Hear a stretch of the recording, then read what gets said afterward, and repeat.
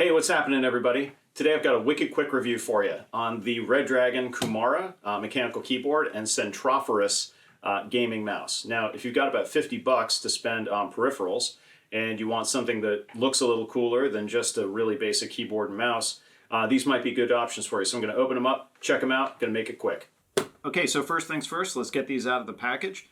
The mouse comes in this nice hard plastic case, which is kind of cool, very basic, and you can probably use it to storage if you're going to move around.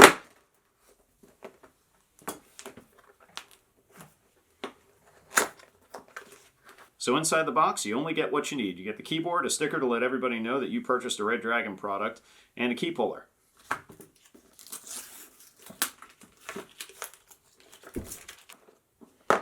Okay, and the mouse comes in a surprisingly secure hard plastic case. Has a little internal thing. Actually comes with a manual, which I think is kind of funny. And yeah, it actually, first impression doesn't feel too bad. It's actually got a half decent looking braided cable, and I like the Velcro cable ties that they both come with. So actually, there's nothing overly cheap feeling about this at all. So for the first time in a long time, I found a mouse that really did not want to work on my mod mat, like at all. So I grabbed this cheapo mouse pad, which is the kind of thing I tend to put on the desk anyway, and it worked totally fine. But if you just have like a bare desk, or if you have a mod mat on your desk or something, that could be a problem. So the keyboard itself, clearly a mechanical keyboard, very loud, very clacky, and you can hear the springy metal reverberation when you hit the keys.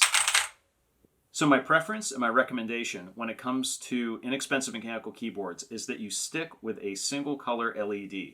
There are a lot of them out there that advertise RGB color, but you never know quite what you're going to get sometimes. You could wind up with a static rainbow all over your keyboard. You can wind up with a rainbow wave or a color scheme that's variable by a function on the keyboard itself rather than being controlled by software, which can wind up resetting itself every time you shut your system down.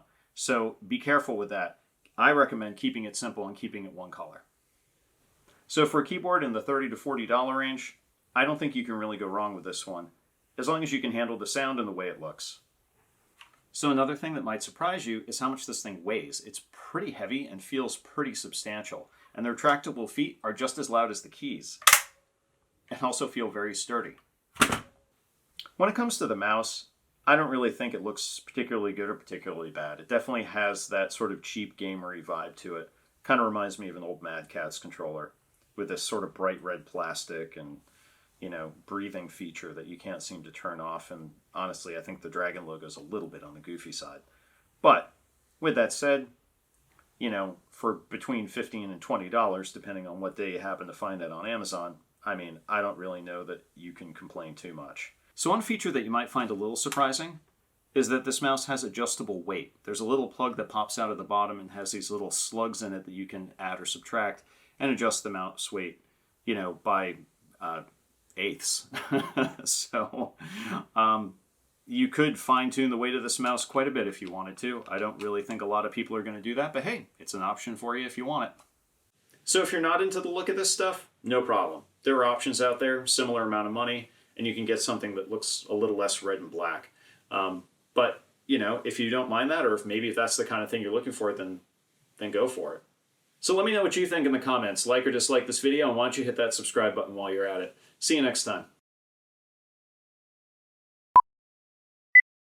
So for the first time in a long time, I found a mouse that doesn't want to work directly on my mod mat. I had to pull out this cheapo mouse pad to get it to function. So if you have one of these on your desk anyway, great. But if you have to buy one, well, that's some additional expense you'll want to consider.